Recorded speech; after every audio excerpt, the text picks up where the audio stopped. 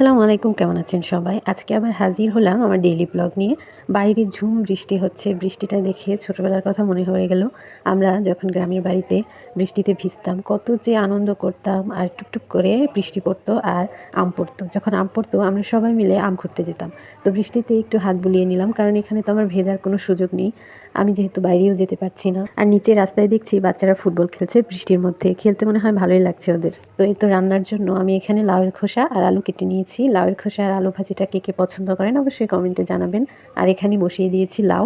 আজকে আমি লাউ রান্না করব ৩ পদের মাছ দিয়ে। আমার গত ব্লগে দেখিয়ে দিয়েছি আপনাদের ভাইয়া কত সুন্দর কচি একটা লাউ এনেছিল। সেই লাউটাই আজকে আমি রান্না করছি।